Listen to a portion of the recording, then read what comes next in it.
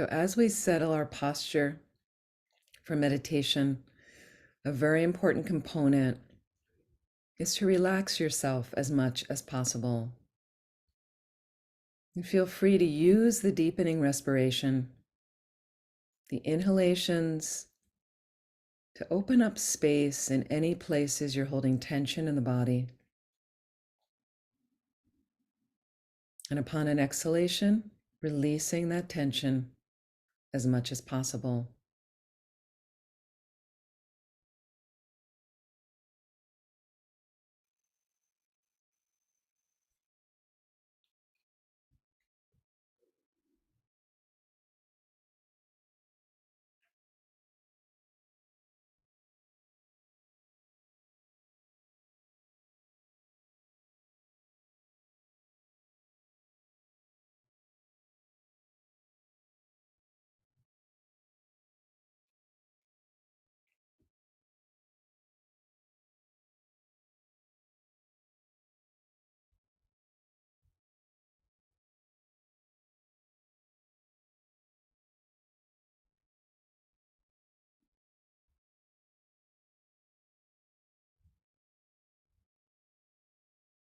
Let's think about our motivation right now.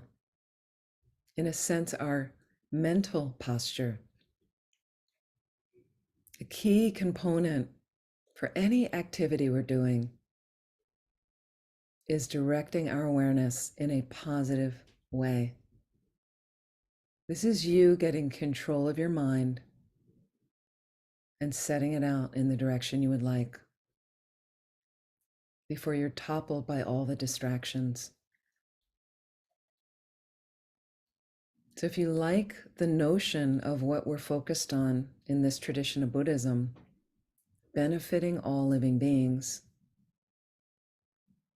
by becoming a Buddha, we can do that perfectly. So if you like that idea of reaching this fully awakened state where we are omniscient, free of all fears, with fully manifest wisdom, compassion, loving kindness, all the good qualities. But the real purpose of reaching that fully awakened state is simply to benefit all beings perfectly, unlimitedly. So if you like that idea and would like to include it in your motivation, feel free. And the main thing right now is at least setting your mind in a most positive direction for our time together and all the activities of the rest of your day.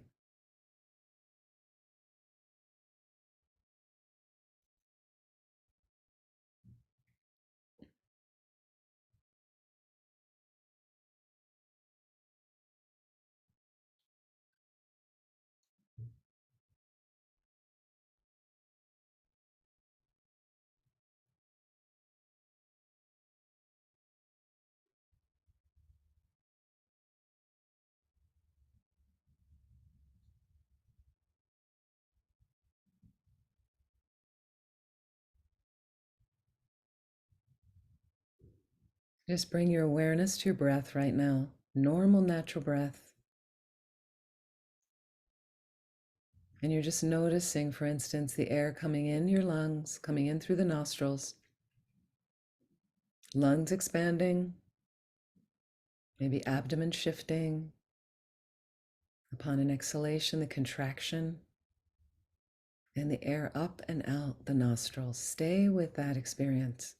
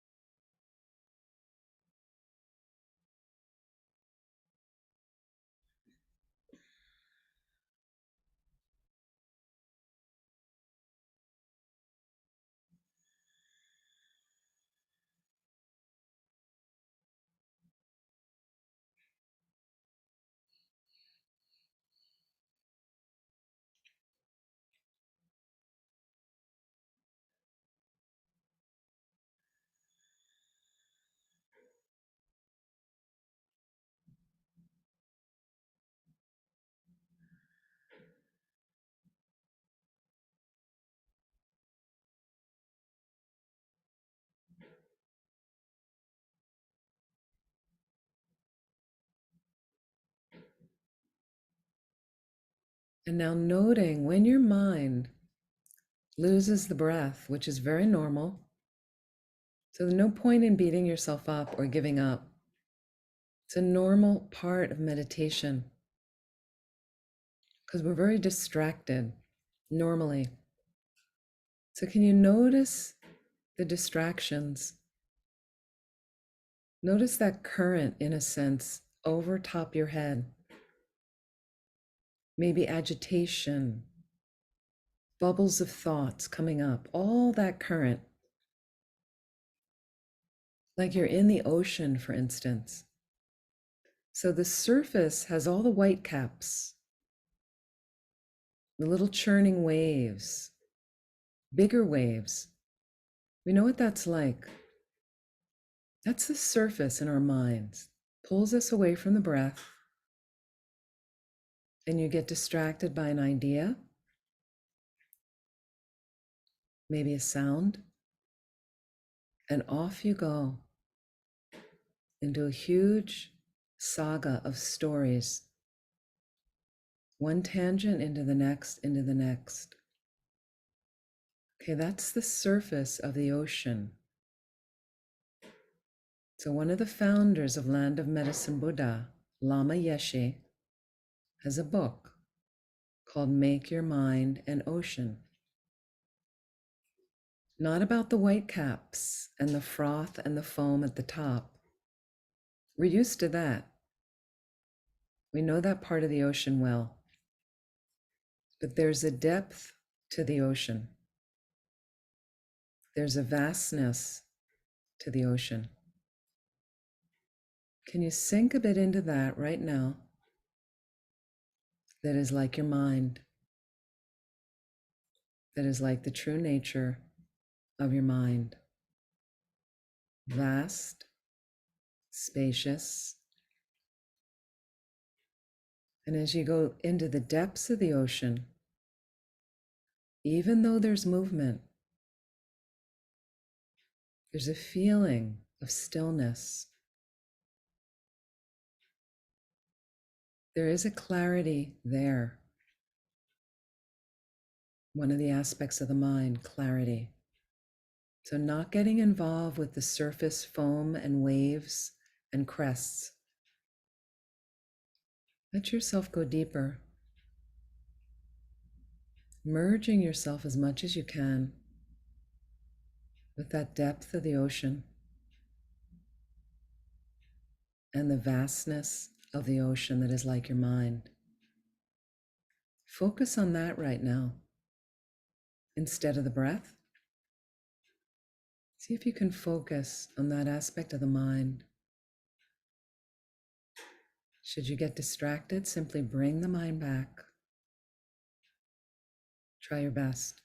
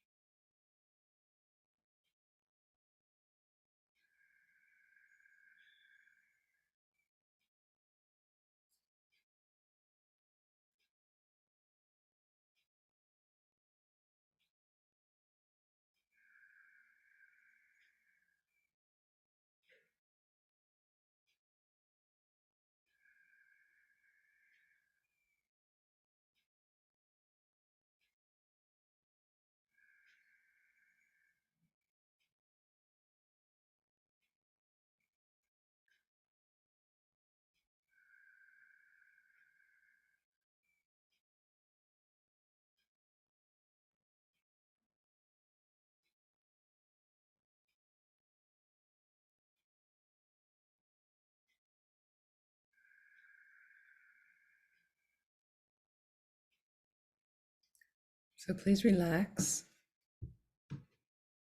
Slowly, when you're ready, please open your eyes.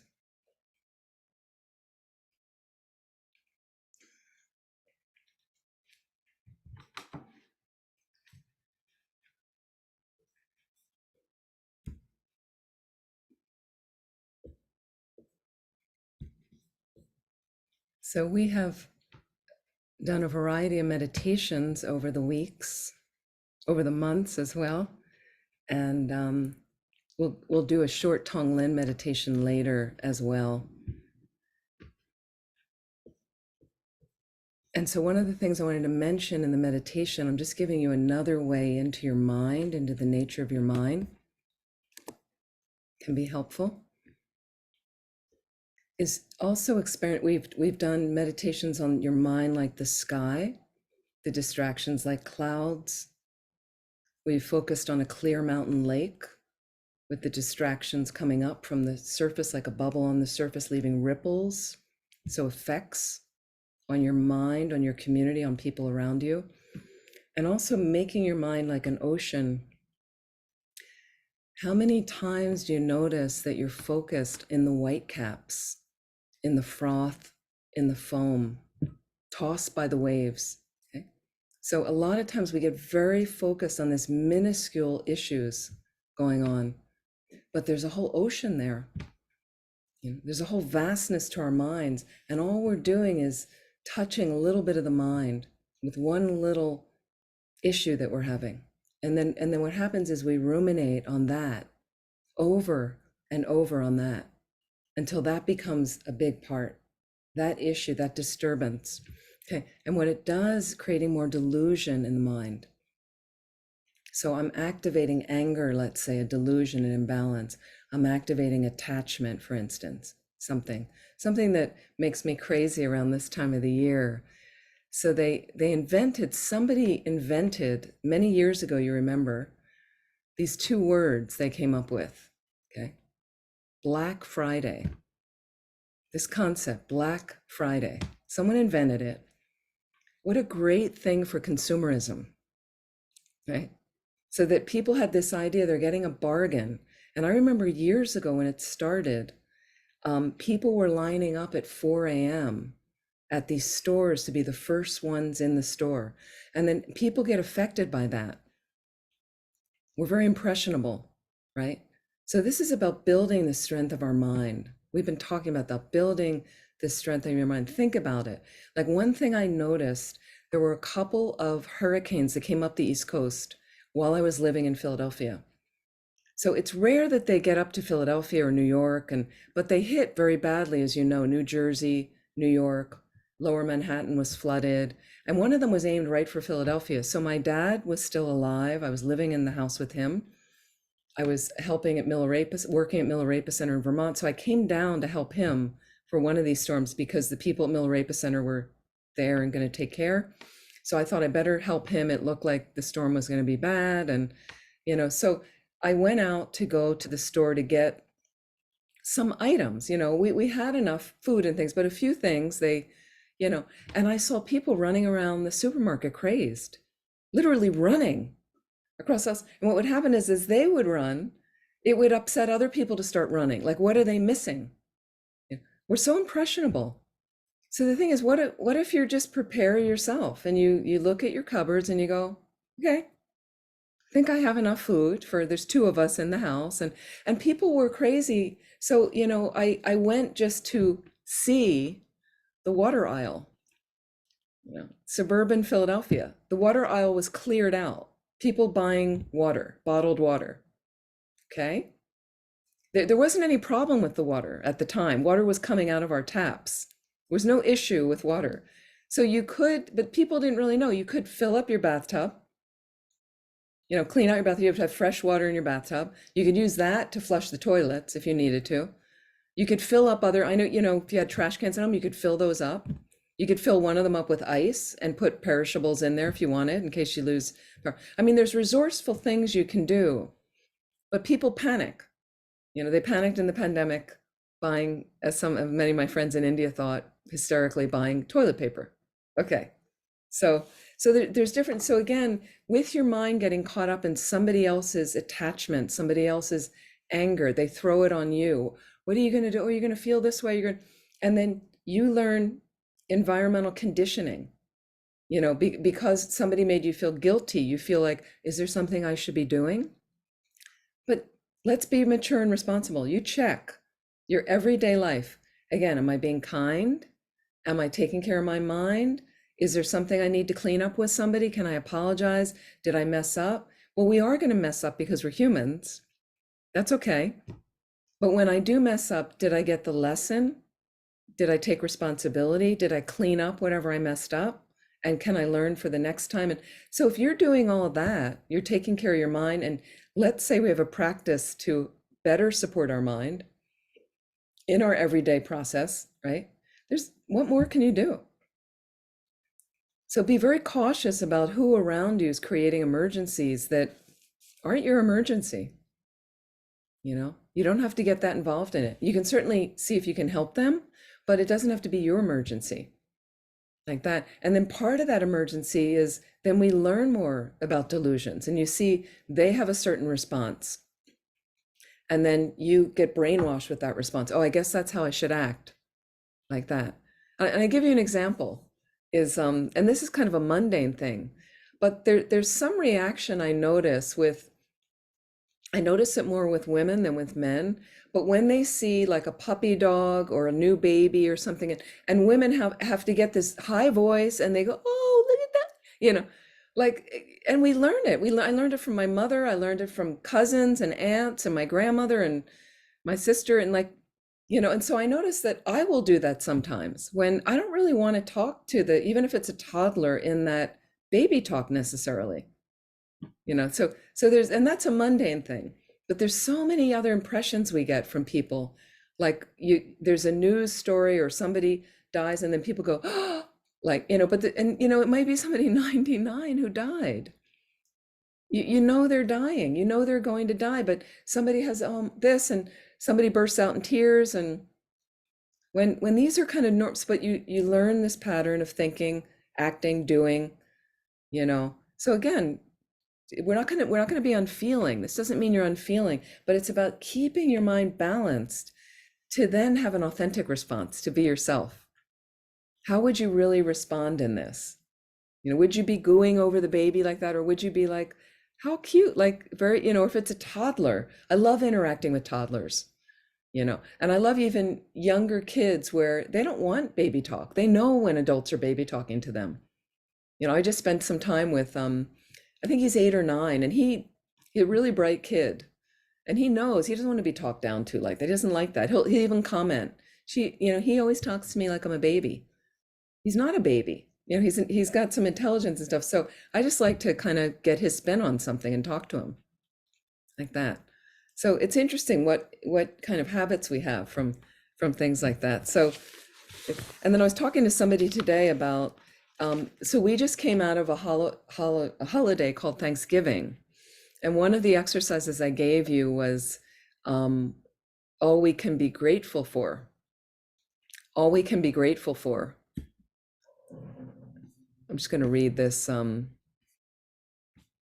Okay, I have a few things about having interest. Here's things, I'm grateful for: having interest in a spiritual path, being connected to a center like Land of Medicine Buddha and other centers.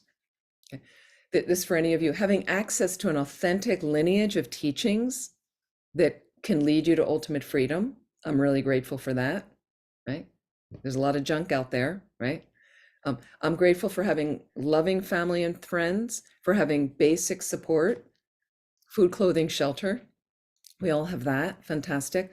For living in a beautiful environment, and even interesting environments. You may live in a city. Sometimes they're amazing cities. There's some really interesting things about cities. It's different.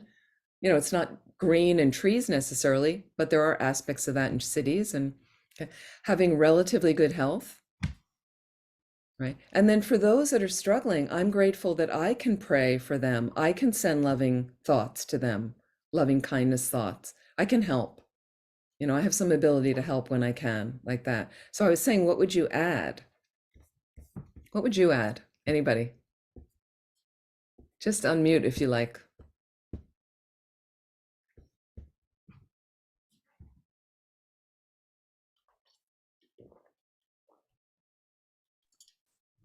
I'm grateful for the number of increasing Dharma groups online that I'm being able to connect with.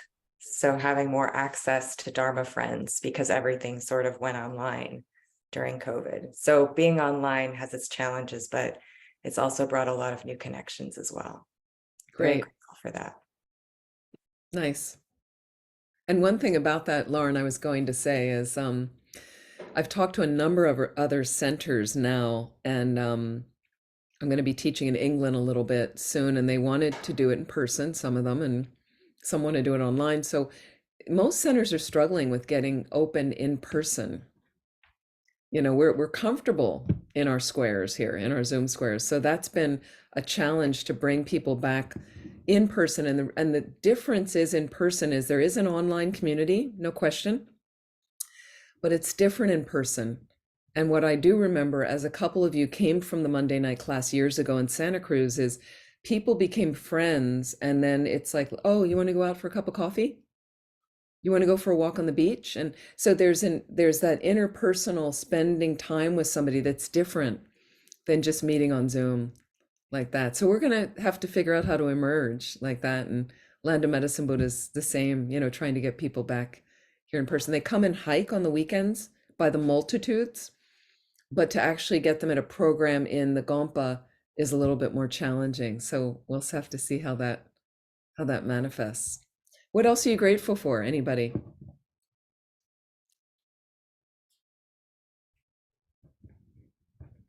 Very silent tonight. I'm grateful for not sleeping out in the cold in the park. Like, so many people that we see every single day.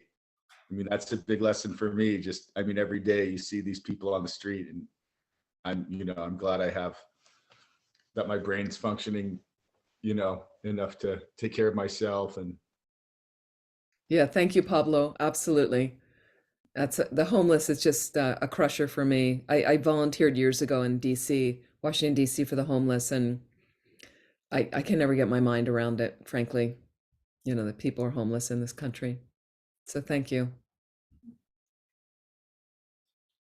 Somebody else was saying Yeah, something? I was going to share. So I'm grateful for the support that I have from my close circle, but not only support, but having, the understanding and patience with me that I feel like it's kind of hard to find sometimes. Having support, yes, but just having that patience and understanding, I think is just as important. So wonderful. Yeah, absolutely. That's wonderful. Yeah. I've got some kittens that I'm fostering, and I'm grateful for the animals in the house. Oh, and you're such a great foster, Jeannie. I mean, you've had so many cats, so that's I'm grateful you're doing that, and how lucky for them. I try not to talk down to them. Sometimes we have to. We have to coo with them. They're so cute, some of them. Yeah. Yeah. I just had a cat clucking at me the other day, and I love those little, how cats make those little noises when they want to communicate with you.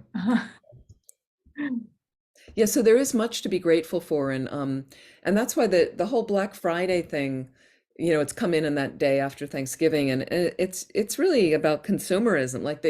I guess people think you're getting a deal, and the deals really, I don't think they're great deals. So again, can you control the zest to desire more and more and more? It's endless in the desire realm, which we're in. Buddhism says we're in. So that's part of its nature, is to buy, to want, to have, and be cautious, because you get influenced by people around you. So a cute thing that just happened is I was visiting the East Coast recently, as some of you know, and I visited my niece in her apartment in downtown Philly, and she's got great ideas, and she's an organizer. So she organizes people's spaces, and she's really good at it. And so somehow in her bathroom, she didn't have a lot of shelf space. So she had this cool little thing you plug into the wall that has all these outlets and, God knows what, and it has these little shelves. And I just commented, I just said, oh, isn't that cute? I never saw anything like that. Well, the next week I get one in the mail from her. Sent me one. And it's so interesting because I'm grateful to her and it's wonderful and it's so sweet of her. And we often do that, send little gifts to each other back and forth like that. But I realized, and I did put it into the wall because I kind of want to think about her and stuff. But I was kind of like, I really don't need this thing. Like, I really don't need it's just funny how they've devised all these incredible, things that look so like you go, oh, what a cool gadget. I must have one of those. And they're endless. It's endless, those kind of things. So think about, in general in your life, the froth and the foam and that surface agitation of the ocean. We get involved, what some people will say, you're getting into the weeds. Again, let's gain perspective and look at the bigger forest that is there and that vastness of your mind when you're getting into trouble, meaning when you're headed into depression and anxiety, you're feeling frustrated and angry at something, you're overly attached to something, needing something, obsessing with in your mind. And can you just for a moment go back and deepen the respiration? Okay, it gives you a pause. It gives you a pause, meaning when you can. Maybe you can't in the middle of a business meeting. But now if we're doing a lot of remote work, nobody knows what you're doing in your square. You can certainly take a deeper inhalation, deeper exhalation. What it does is it immediately connects me to my practice, which reminds me about the nature of my mind. Oh, my mind's not agitation. My mind isn't fear or desire or frustration or anxiety or depression. Those things come through. Yes, they do, right? They come through because of a previous experience of that. That's all habit, right? But now I'm able to kind of look at what's going on and just go, oh, look at that. Bubbles of anxiety. I don't have to get that involved in them anymore. I don't have to be up there with the surface. I can go, I've got this vast still pool. If you go back to that mountain lake, crystal clear, that's really your mind. That's the nature of my mind. Right now, it doesn't feel like that. It feels agitated. It feels murky, right? Cluttered, busy.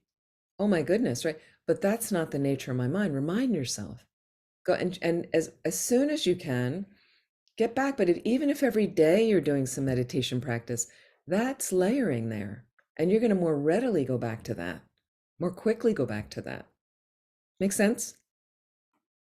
Everybody with me? Okay.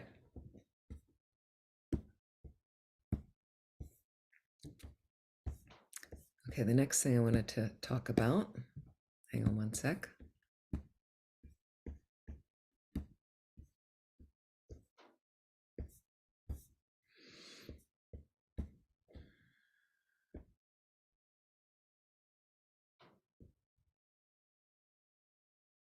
So last week I was also talking to you about, and I asked you to have a look, how are these going for you?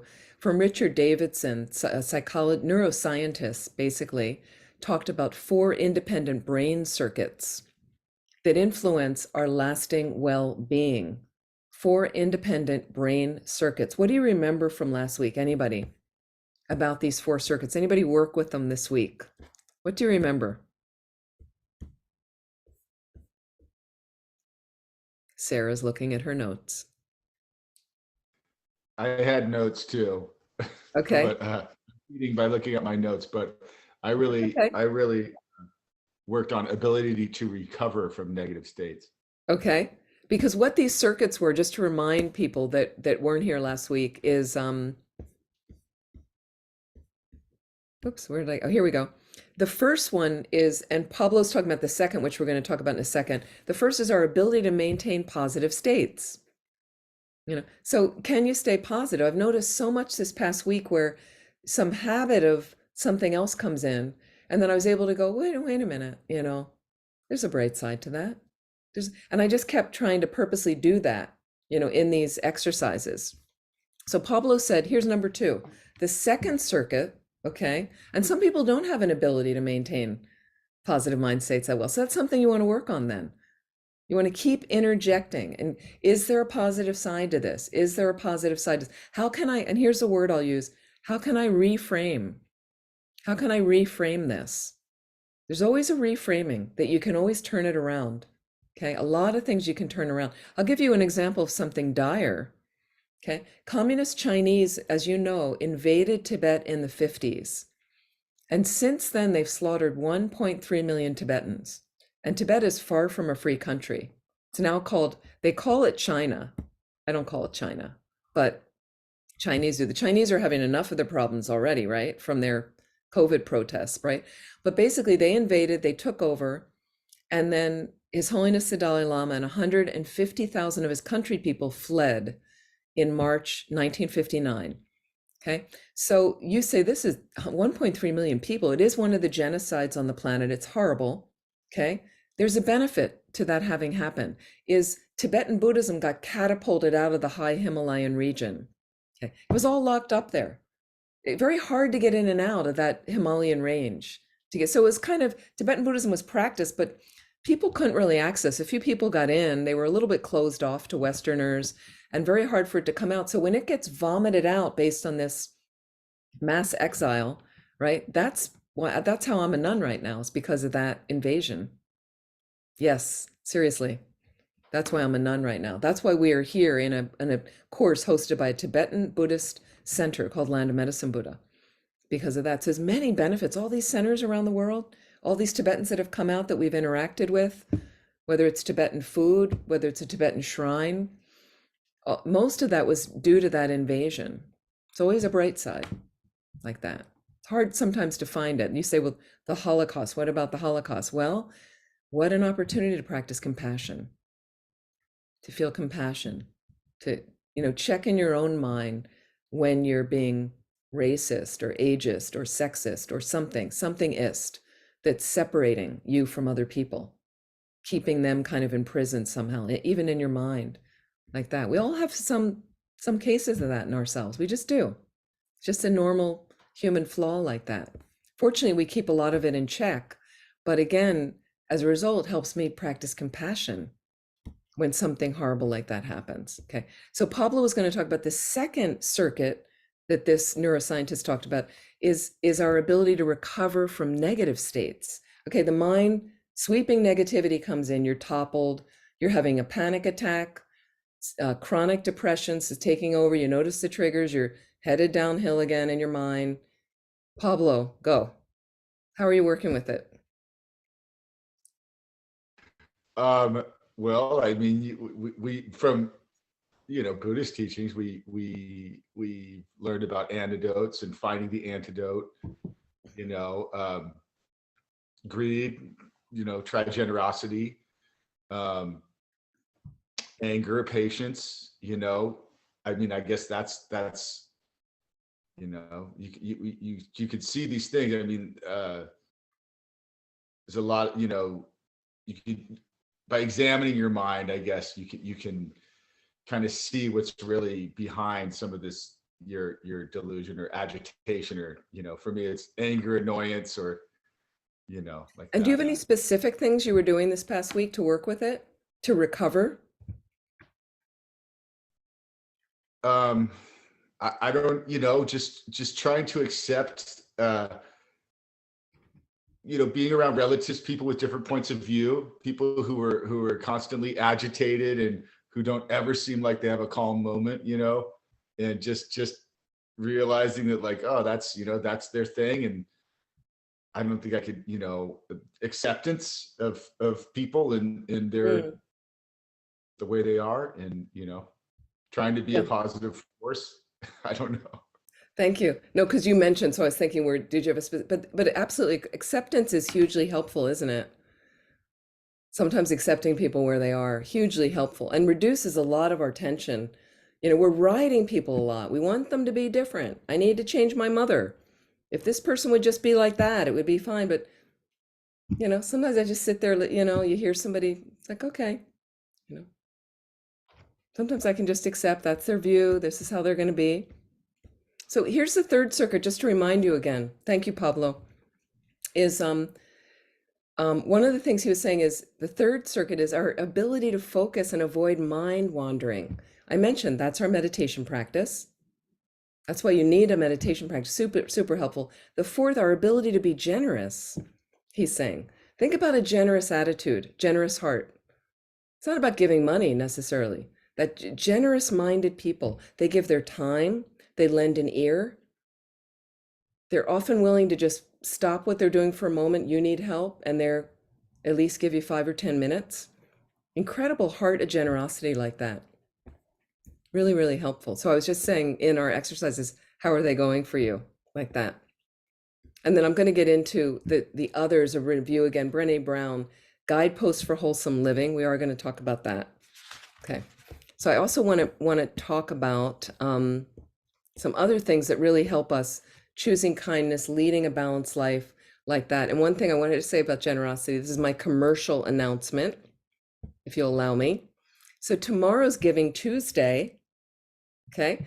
So I'm in the middle of a fundraising campaign for Land of Medicine Buddha. And if you like, write on our main on our website is a link, and you can donate. So I'll just put the website here. If you haven't already given, it's super helpful for us. And landofmedicinebuddha.org.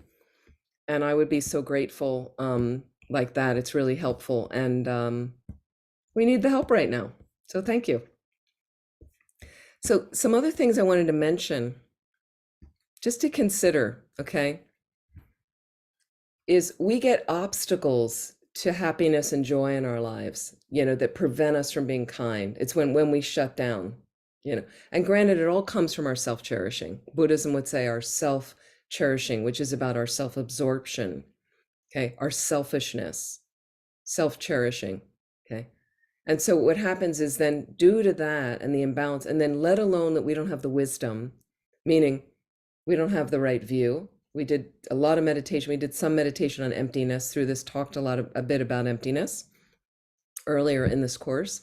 So if we don't have the right view, then these are what gets activated: fear, stress, and anxiety for one. Okay.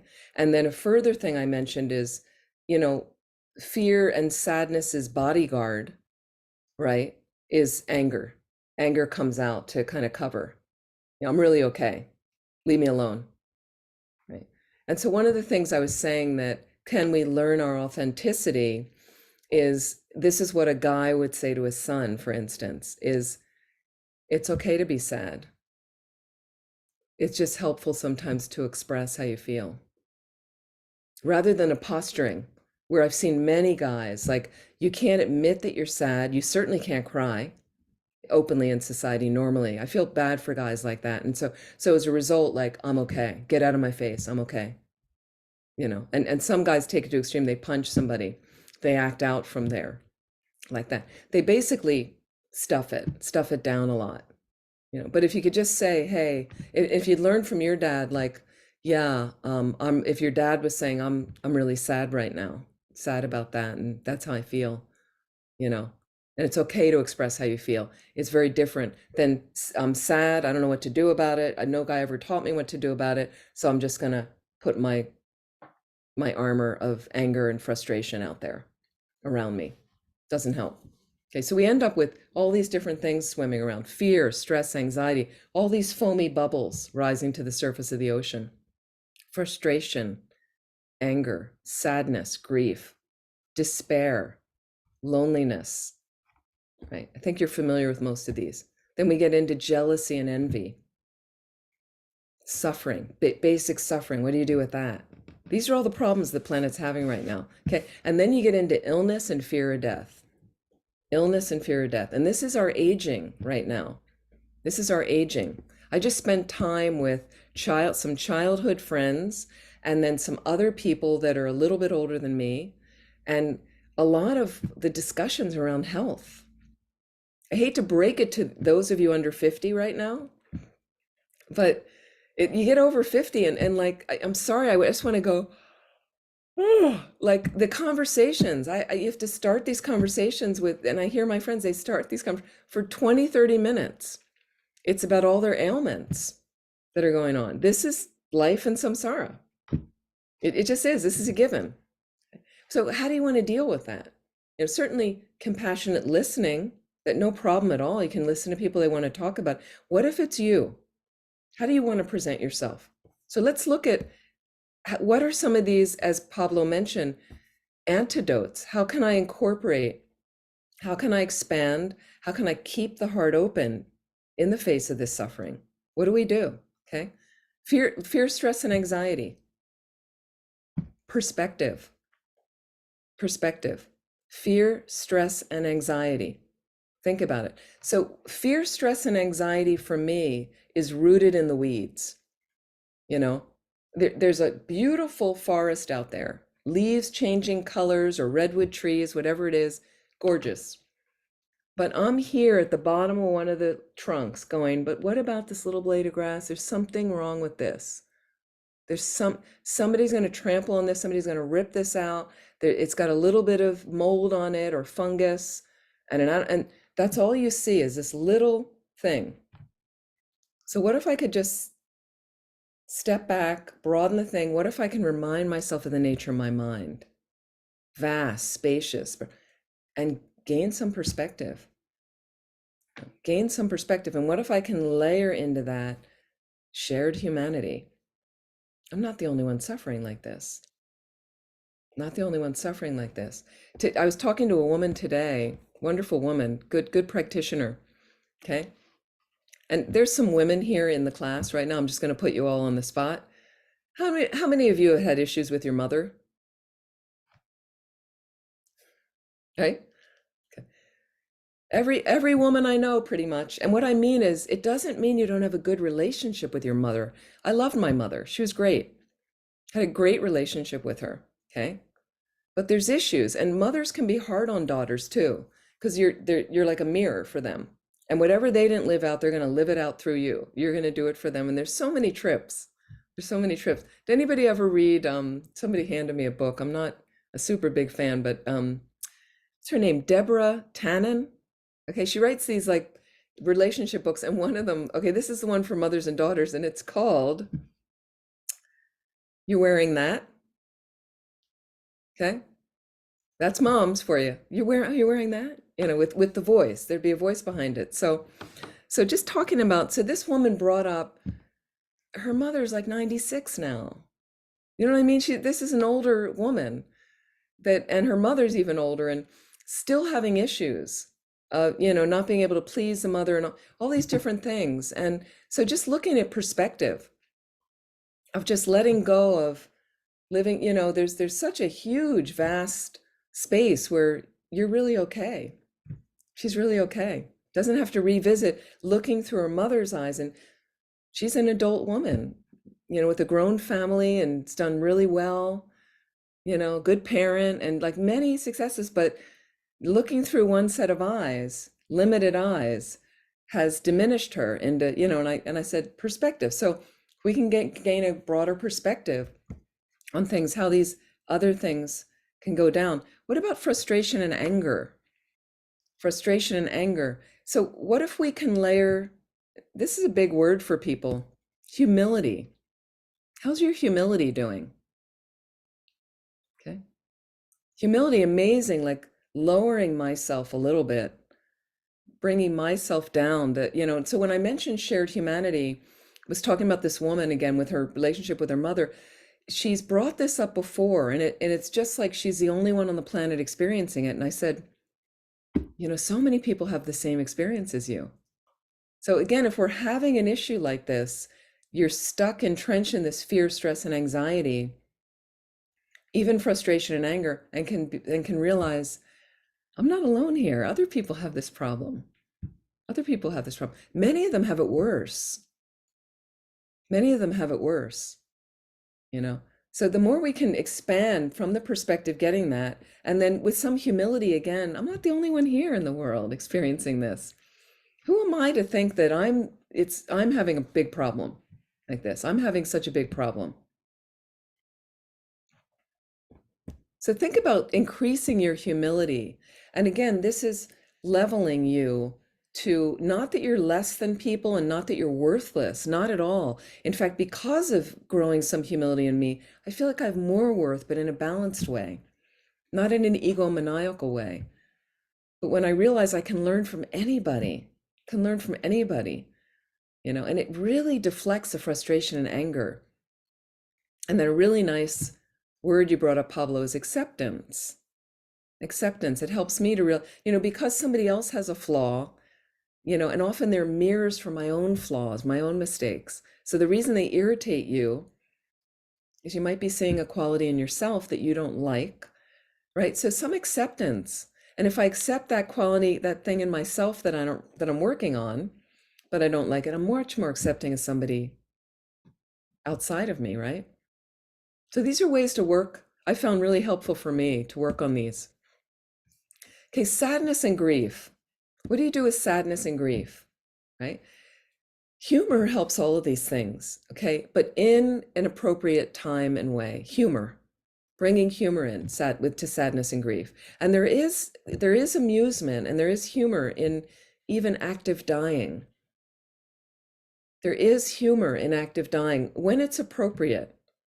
Feel your way through that. And even in people's rage and people's disappointment and all those things we put on each other, all those negative states we put on each other, you can humor. And one way I did it with this woman talking about her mother, how her mother would be picking on her, criticizing her. Okay. So, and I've done this to somebody in my life who, first thing in the morning, I'm greeting somebody, good morning, and then they tell me that I look like crap. Have you ever been greeted that way? Like, what? Like what? Who would say that to somebody? But now somebody very intimate, somebody close to me would say it, right? But instead of me getting angry with them, like I first of all accepted knowing who they were, that this was as good as it gets. This is how they were. This is how they've been for a long time. So I could counter with some humor. I could layer in, look at them, grab the dart before it got to me, just toss it away, metaphorically, let the bubbles go, and then I could counter with them and say, well, good morning to you, bundle of sunshine. To which they realize how nasty it was what they said. And then kind of, so you can sometimes throw that in there without getting angry in return. Can be really helpful. Okay. And acceptance, I would say, also goes to speak for despair. Acceptance. And part of despair is there's people now that find me and come to me or call or whatever, they want to get in touch, and they're really going downhill with depression, and the world is screwed up, and it's just there's no, especially younger people sometimes feel this way, and I'm like, this is samsara. Sorry, what did you expect? And what I mean by that again is samsara is this cycle. It just means cycle, means to turn. Birth, old age, sickness, death. We've talked about it before. Okay. This is its nature. I'm sorry. I don't know whoever told you things were going to be perfect and wonderful. But there's a lot of glory on the planet when I understand samsara's nature. Like when I realize this is a mess. And the only reason I'm in samsara is my mind's in samsara. Why? Because I'm an ordinary being. I'm not a Buddha yet. Not an awakened being yet. So we're all in this together. But you can still glean some of the beauty of it. It's a lot of beauty, a lot of wonderful things like that. So just layering kind of an honest, accepting thing of this, there's some things about samsara that suck. I'm sorry, they just do. War, poverty, anxiety, fear, aggression. I mean, we know all those things that are going on the planet, but there's still a lot of really beautiful things going on the planet as well. So I can better see that and then better appreciate it when I see it, right? Because I understand samsara's nature. So that beautiful scene is not always going to be there. And watching the changing nature of nature alone has its own starkness to it. Like I noticed that when I was living on the East Coast with 4 distinct seasons, and just because I don't really like change, even though what can you do about it? But at the end of each season, I'd have a little, 2 to 3 day morning in my mind of like, oh, summer's over, So I guess, visiting, going to the beach with my family or, like that's over. And, and then we're into autumn, and then autumn's beautiful, and then suddenly the trees are emptied and it's like, oh, autumn's over, it's going to get cold now. And, and then we roll into winter. and then you adjust to that and then you get all used to that. And then I remember at the end of winter, I'd be like, oh, this is the last time I'm going to wear my parka this season. Okay. Yeah, learn the different things about putting the boots away or putting the snow shovel back or different things that you kind of just got used to and doing. And then you roll into spring. And so just watching the mind through its little, just the acceptance of this is how the planet goes around. It's how the planet goes around. But here's something maybe you guys can help me with. Here I am living by the ocean now, which is beautiful, which I love, right? I don't really understand. I take walks by the ocean 2 or 3 times a week. Great clearing for the mind. Okay. So we had a time change. And I know the planet rotates. I get all that. I understand how it all, but I'm looking at where the sun sets. And the sun will set in different places, and I'm aware of that as well. But radically, it just moved. Like it was, I'd walk by this one thing and it would come and set behind these trees, and now it's all the way over here. How did that happen? Like I can't ever figure that out. I'm always like, it was over there. Now it's over here, kind of radically. So anyway, let me go a little bit more into this list. How about loneliness? What happens if you ever feel lonely? Some people never do. Some people feel lonely a lot. Okay, different from aloneness. Different from aloneness. Okay, aloneness is quite a powerful place. When I'm on retreat at Laudo, and most of my retreats I do alone, and Laudo's really isolated. And P.S. if you want to join our Laudo pilgrimage, next spring I'm going to lead a pilgrimage, April 30th to May 18th. Let me know. It's on my website, and it's going to be great. So we're going to go up to this remote retreat center. We're going to do 3 days retreat. You'll be trekking in Nepal. You can sign up. I think somebody here is joining. I believe so. I hope. Great.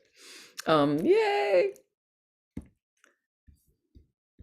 So loneliness, people say to me, so you're up there for 4 months, 5 months. There's nobody really there. There's 4 people that live there, I think. And are you lonely? No, I'm quite content on my own, and feel full in my heart with, with many beings and things like that. But loneliness is really hard for people. Sometimes I feel lonelier around a lot of people. When I'm on my own, it's fun, So forgiveness can be a helpful antidote as well. Different things, forgiving yourself, for one, that sometimes can keep you separated from other people, can keep other people from including you, or, things like that. So sometimes they can go hand in hand. Look at levels of forgiveness with yourself and others.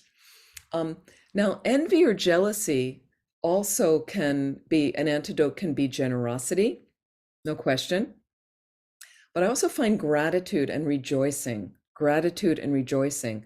Gratitude, we've been talking about with Thanksgiving, of what are we grateful for, and gratitude's just a great balancing act for everything.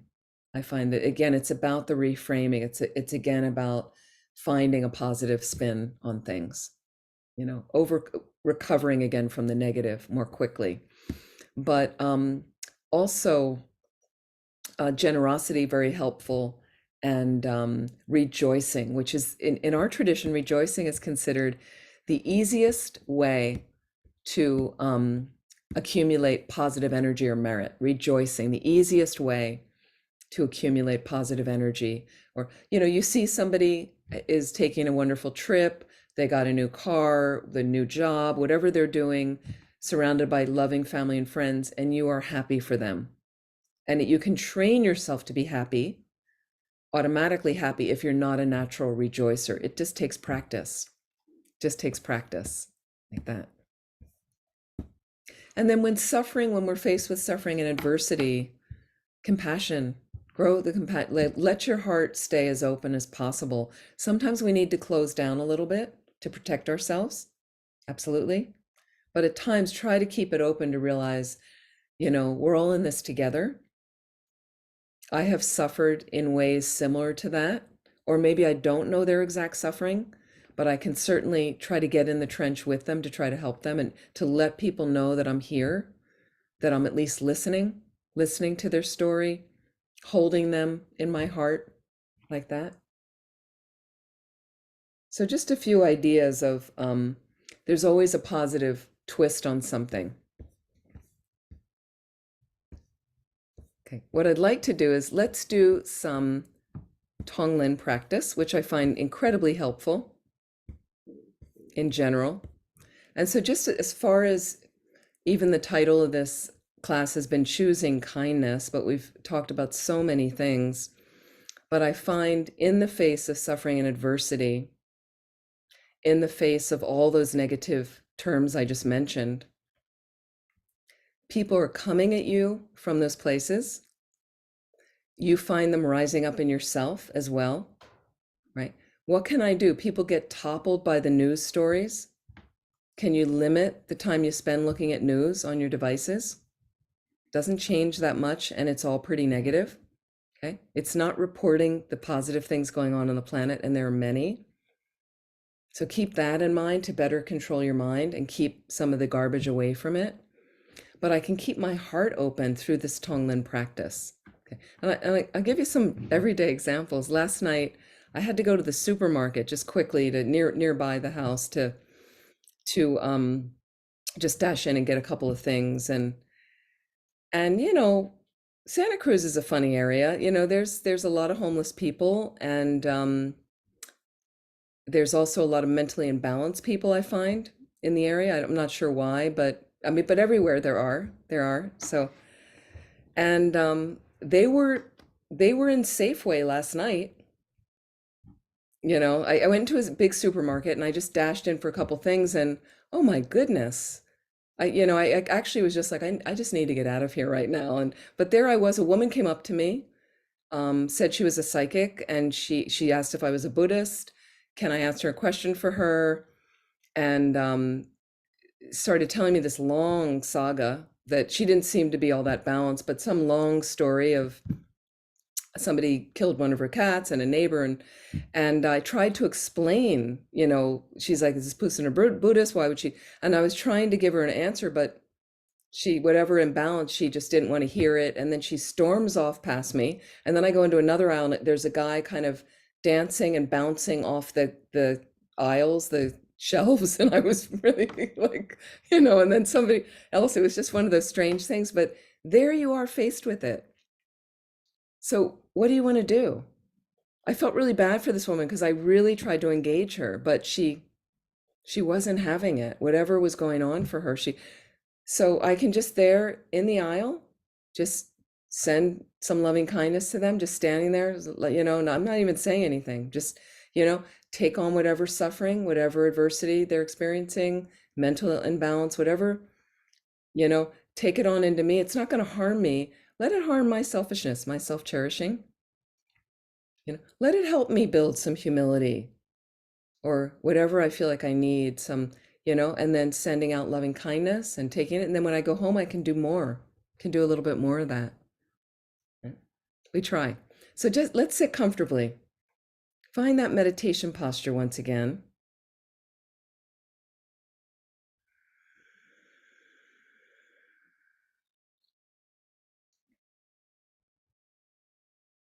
And as some of you are more familiar with a sitting practice, you go right back into the place. It's safe and comfortable for you. So the more we practice, the more this space is available to you. And just deepen your respiration again. Deep inhalation. Deep exhalation, letting go of what is not necessary for you anymore. As you inhale, just inhale whatever positive experience you would like to soak through your being, body and mind right now.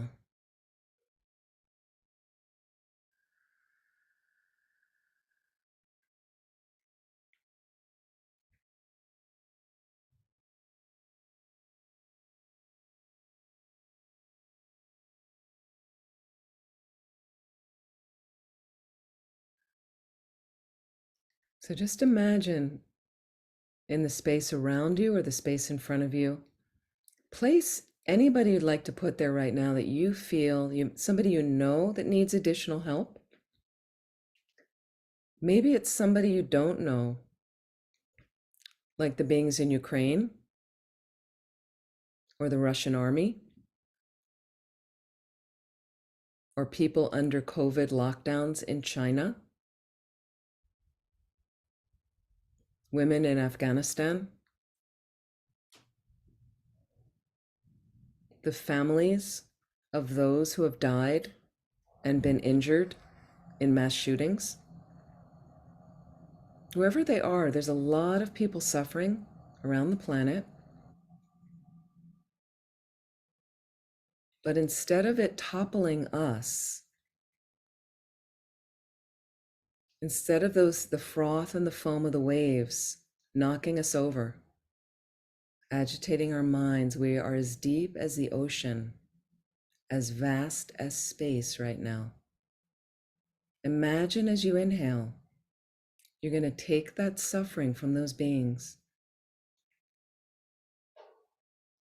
Let it come into a constricted knot at your heart of your self-cherishing, and let it chip away at that. And as you reduce that, you're filled with greater spaciousness and clarity and calm and loving kindness. And as you exhale, give that to all those beings as best as you can, letting it fill them with hope, peace, clarity as well. Tonglen, taking the suffering, offering the happiness. Just try your best, 5 minutes.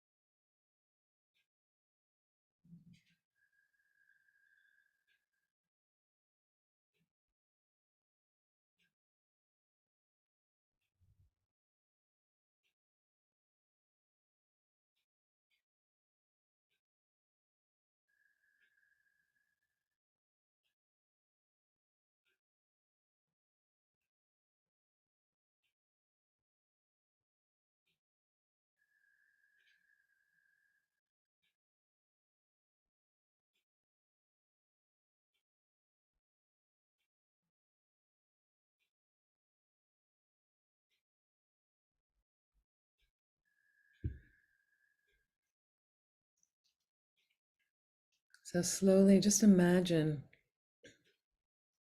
these beings more peaceful, calmer. So while we know these fraught incidences are not over on the planet, some ripple effect goes out from each of us, wishing to relieve their suffering, offering them happiness and peace. It has some effect on the planet, no doubt. So slowly allow those beings to dissolve back into the space from which they came.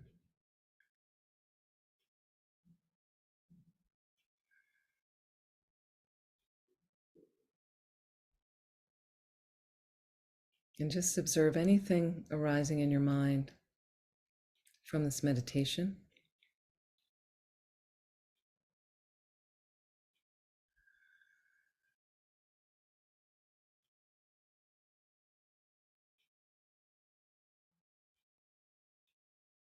And when you're ready, slowly open your eyes.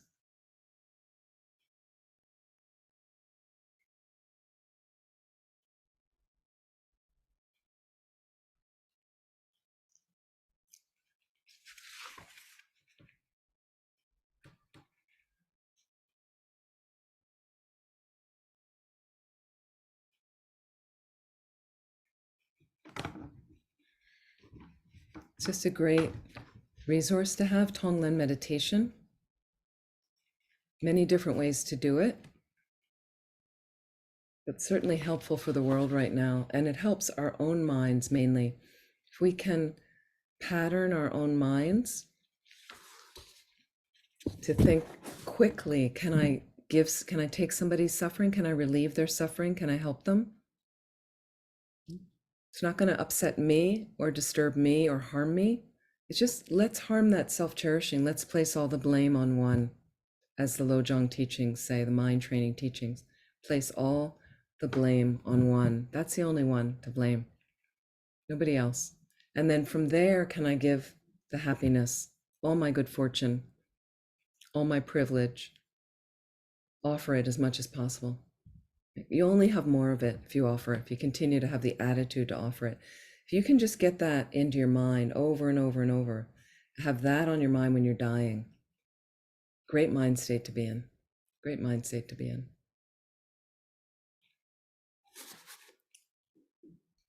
So some other things I just wanted to conclude. We talked about emptiness a lot, and some people said, is there a self? Is there no self? Is this what the Buddha taught? No self, self. So again, there's this duality going on, something that really helps, I think, to help you carry on, especially the next 2 months between classes.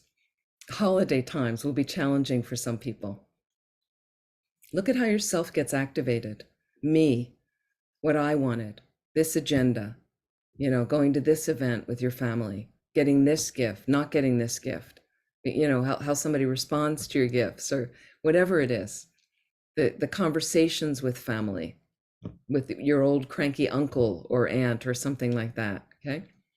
So think about and this is, I love this term, selfing, the karma of selfing, SELF, from the self, when we're selfing, okay? Clinging lies at the heart of suffering, okay?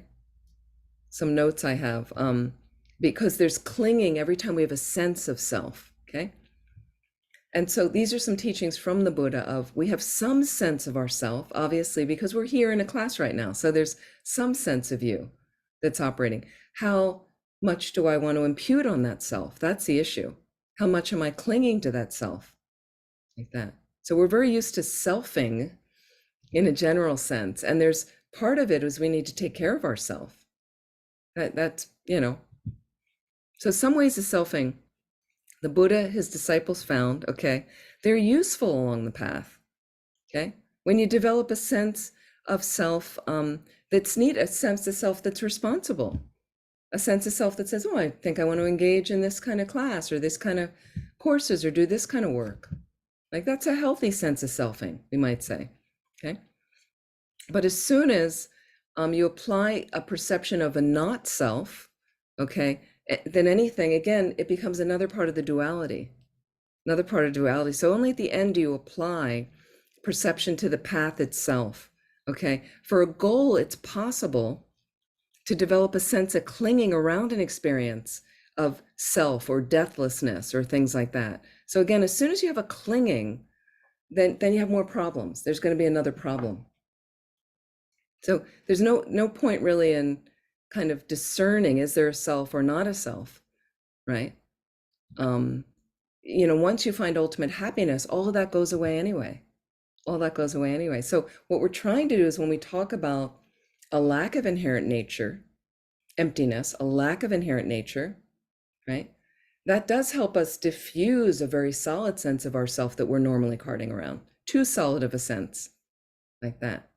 So it is interesting looking at selfing. Like there's the healthy selfing of I'm engaging in the world, I'm going to be a responsible person, I'm trying to help people.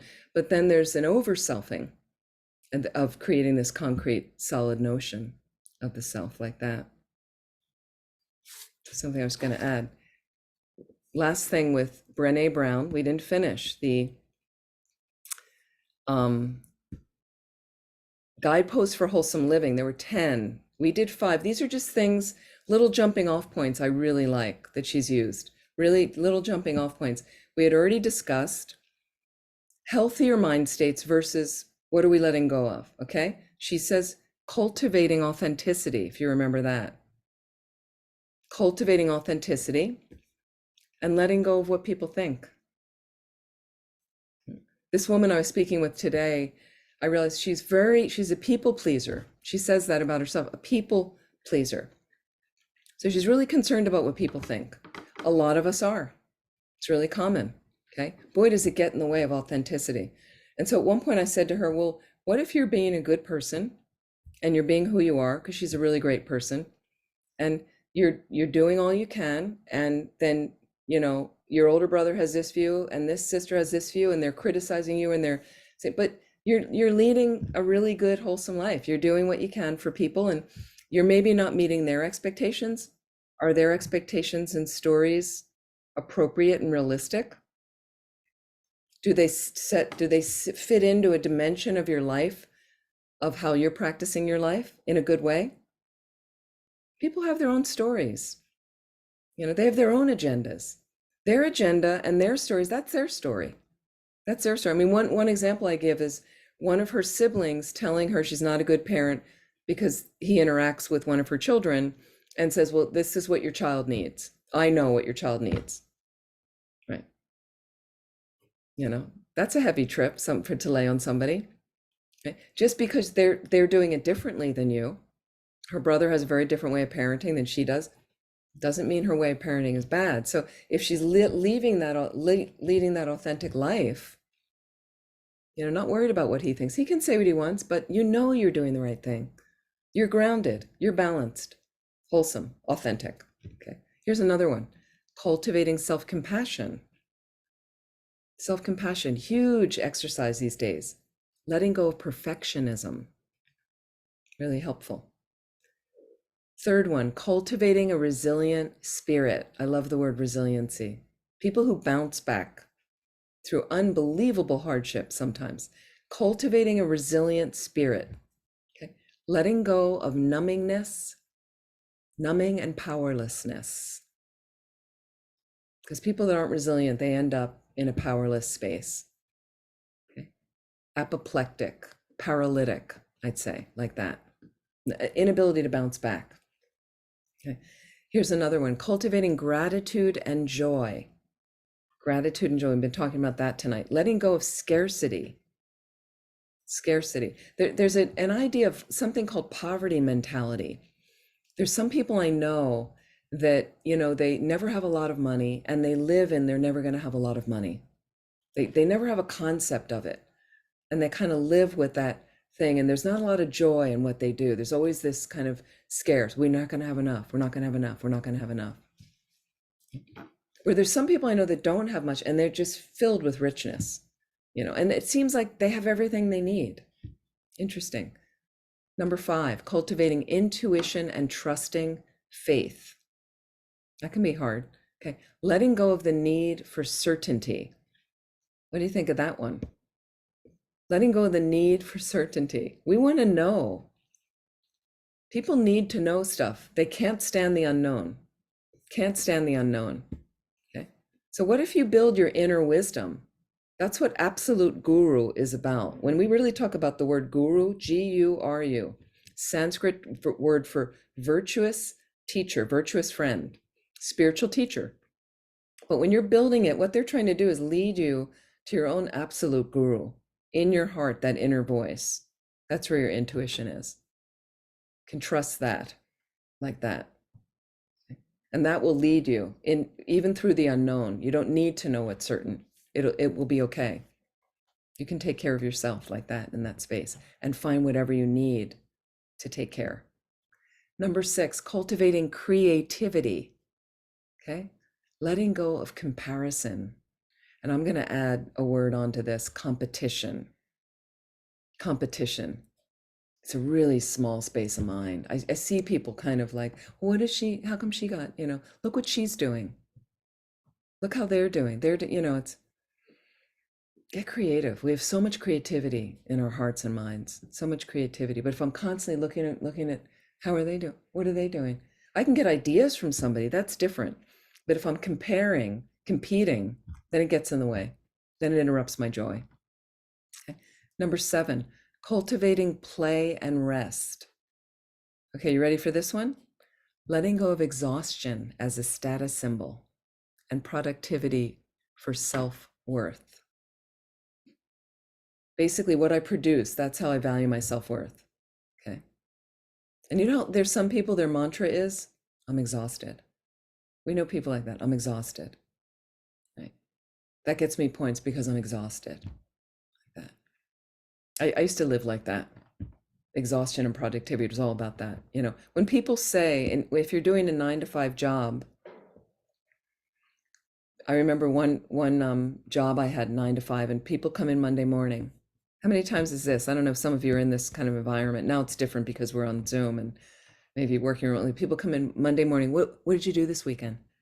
What did you do? You had to have a list. I remember one time I said to somebody, I thought about it and I went, I didn't do anything this weekend. And they were like alarmed. You didn't do anything? Like they didn't know what that was like. I'm like, I was so proud of myself. I did nothing all weekend. I mean, I lounged, I ate and did stuff, but I really had no major thing that I did. Is that a problem for people? It's a problem for some people. You have to have your list. I did this, and I accomplished something. It's okay. It's okay to do things like that. It's just imbalance, right? And just something that just happened to me tonight, right before the class, I was WhatsApping another nun friend, and she's in Nepal right now. And she just got to Nepal from Brazil. She's a wonderful person, very close. And I just wrote her and I said, I'm so happy that you're there. And Lama Zopa Rinpoche's teaching at Kopan, the course. And I thought she was leading the meditations for the November course. She's not, but thought so. And then she just said she came over with some Brazilians who are going to the course. She's helping to support them. Portuguese, she's doing some translation. Great. I was like, wonderful. And she was at His Holiness's teachings in Dharamsala right before. So then I said to her, and she goes, what are you doing? And I said, I'm actually going to my sister's in England for Christmas time. And then I said, I wish I had planned better because I could have done these retreats in southern France. But somehow I was a little bit scattered in my mind from all the work I've been doing here. And I said to her, I'm kind of tired. I need a rest, but I could have done some retreat. It's not really a rest retreat. But I could use some retreat, but I also need some rest. And then she said to me, remember, rest is important. So it was really nice to hear that, where I could kind of say, yeah, you're right. I do need a rest right now. That's important. So think about play and rest. Number 8, cultivating calm and stillness and letting go of anxiety as a lifestyle. Don't some of us have that? Got to be busy. Like people always have to say, well, I know, and right now I'm in this kind of full-on mode, and I get into this mode of when I'm working at centers, and it's not a part of myself I really like. So, and somebody was saying to me, I know you're really busy all the time. I don't want to be busy all the time. I'm really kind of battling this right now. I'm like keep kind of saying, well, when we get these positions in place at LMB, I'll be able to, will I be able to do less? I'm going to see. Because I know some of you, like Lauren and Patty, are going to remind me of this probably. So I'm ready. Remind me. It's okay. But I notice that when it goes right into the space when someone says, "Oh, I know you're busy. You're really busy," and I'm like, "I'm not too busy to talk to you." So think about that. Where can I? And that's why I really love my practice, that to bring the calm and the stillness, and to have those moments every day. Number 9, cultivating meaningful work. I love that. I really love that. And letting go of self-doubt and the shoulda, coulda, wouldas, or the supposed to. I'm supposed to, like that. Or you should. You know what you should be doing is, no, if you're doing, just do meaningful work. You know what that is. You can volunteer if you've got other work that's paying you money that you need for your mortgage and things that you may not love so much. You can always do some volunteer stuff too. That's possible. That. Number 10, cultivating laughter, song, and dance. Again, these are from Brené Brown. These are not mine. It's from Brené Brown, sociologist in Texas. Cultivating laughter, song, and dance, and letting go of always being in control. So just a few things I wanted to leave you with for now. I'm already formulating in my mind the love and attachment course with meditation and mindfulness. And I think we're going to build in some bodhicitta into that class, developing the good heart, like that. I think it'll fit right in with that, and we can do some really interesting work. So, and just roughly, I will get we'll get an announcement out about it, but I'm just looking at rough dates, and it's probably going to start around the 24th, or no, sorry, the 20. Oh, the other course starts, oh wait, I'm looking at the wrong year. Sorry about that. Okay, the other course is on the 25th. It's either going to start the 23rd or the 30th of January, probably the 23rd of January. And it'll, because that is the 4th Monday, and then we'll go to the 2nd and 4th Mondays of the month, if that works. One of them I see is President's Weekend, so I hope that'll work for you guys, like that. Any questions, please? And we had, I want to just take, Julie had a question earlier. Wait, how do I get back to the chat? Chat. Amy, Mhm. real quick, last time we met, I looked online for that Brené Brown. Could I put something in the chat? It's a nice little, I think it's a PDF. Oh yeah, of what I just read? Yeah. Yeah, let me I can copy those into the chat.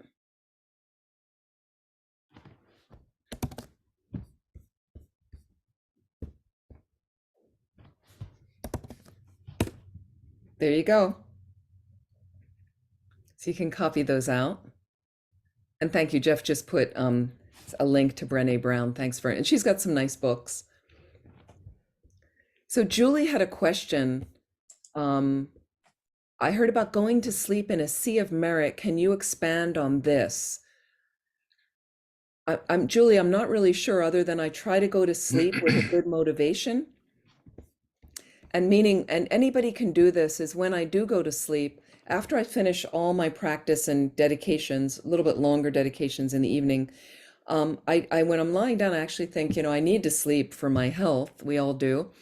I hope I sleep well, and I hope I wake up refreshed in the morning, and I want to sleep well and rest my body and mind and things like that, with the wish that I can continue my path with good energy, to get enlightened quickly, to be a benefit to all living beings, but really for the purpose to benefit all living beings. It's with that intention I'm going to practice the yoga of sleeping. And then I go to sleep with that motivation. So I don't know if that's what you mean of in a sea of merit. Or do you want to explain that a little bit, Julie?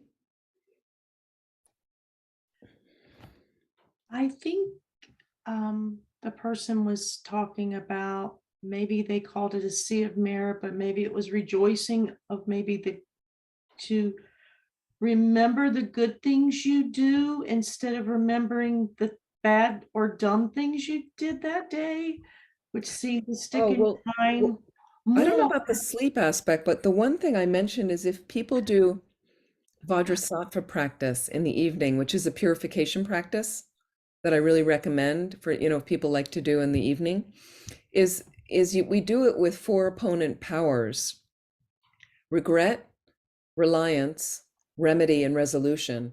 And so I like to start with regret. And so what happens is normally you're thinking of the negative things you did that day that you want to purify. But I always ask people to please start before you start the practice of rejoicing at what you did well during the day. There's many things you did well. So it's a nice balance than just getting down on yourself of everything you've done wrong. Does that make sense? I think it's helpful to be a little bit more balanced that way. Yeah. Thank you. Any other questions? Anything in general about the whole class or anything else that's still left hanging for you?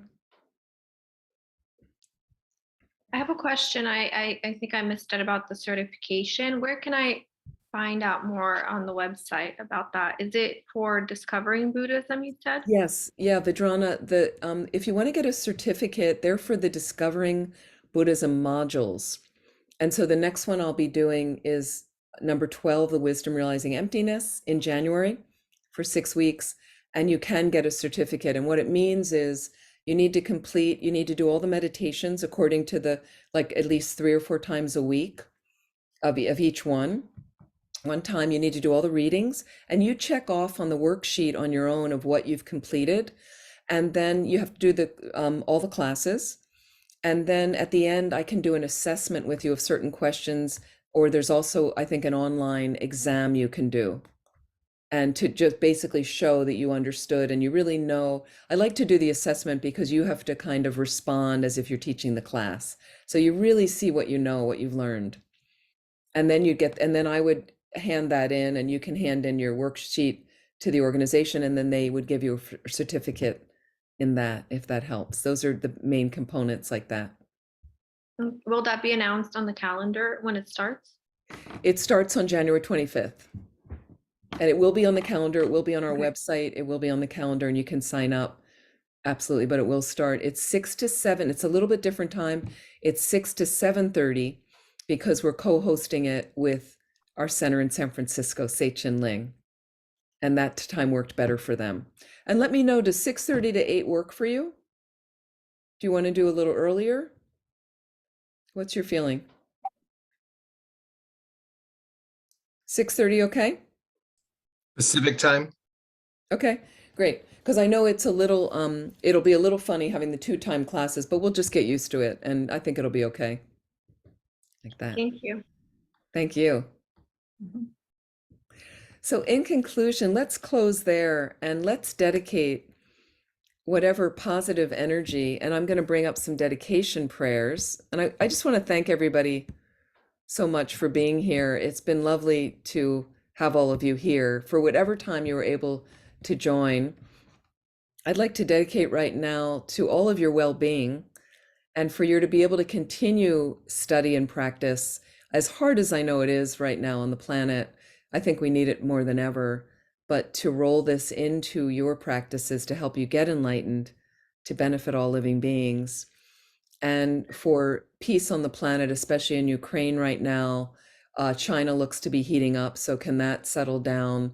Iran has had its issues, and again, think about the news. I have these 2 Iranian friends in Boston I spoke to yesterday, and she just got back from Iran. She was there for 2 months, and I like to get her perspective. And I said, to her, okay, can you tell me what's really going on over there? And she said, it's really different than what the news is reporting. She goes, there's people on both sides that are trying to sit down and discuss and deal with women's issues. And, it's not what the US is polarizing. And so I love to get her perspective to hear what is really happening there. And so you do have to take the news with a grain of salt and think about where you're getting your news from, like that. So can we dedicate to all those places, and Afghanistan and China all these places, and also for COVID to disappear from the planet and any pandemics right now permanently to go away from the planet, and for all beings to be well, like that, and for the long lives of our teachers. And let me just bring up some basic dedication prayers.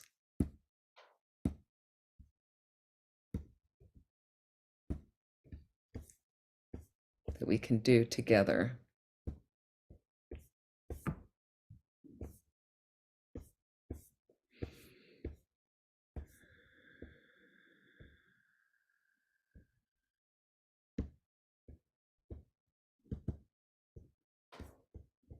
Okay, I'm going to share my screen.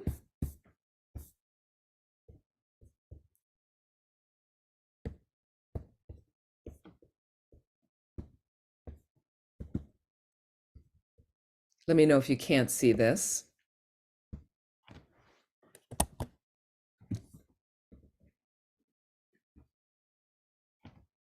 To actualize bodhicitta, we certainly want that enlightened attitude. O Janju Senjo Rinpoche, Mage Panam Ge Gyurchig, Ke Panyam Pa Me Pa Yi, Gone Gondu Pewar Shong. To realize emptiness. Let's read in English. May the precious view of emptiness, not yet born, arise. May that arisen not decline, but increase more and more. And here's this lovely little picture of His Holiness the Dalai Lama and Lama Zopa Rinpoche. Very sweet picture. And let's, for the long life of His Holiness the Dalai Lama, in the land encircled by snow mountains, you are the source of all happiness and good. All-powerful Chenrezig Tenzin Gyatso, please remain until samsara ends.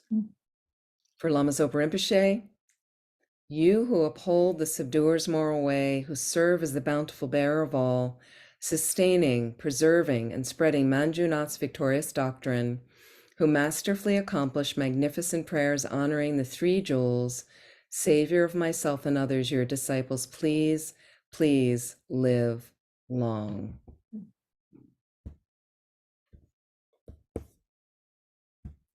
Thank you, Patty, for co-hosting. Thank you so much to all of you. Please be well. And so again, look for the courses in the next few weeks. We will have them up on the website starting in late January. I am still leading 2 more Saturday morning meditations at 9 for 2 more Saturdays before I take a break. And that'll just be interrupted, I think, for about a month. And I look for, and then there's some other things. Venerable Steve will be doing some teachings. Geshe Nawang Drakpa hosted with Seichen Ling. There are some other things, but hopefully we'll start to get a bigger program in the next year going on our website. And thank you so much for joining. Please be well, and I hope you enjoy the rest of the holidays coming up. Thank you. Thank you, Venerable Amy. Great Thank to you see all of you. Thank you. Thank you, Venerable Amy, and everybody else participating. Thank you so much. Thank you. Good night. Bye. Good night. Thank you. Namaste. Thank you.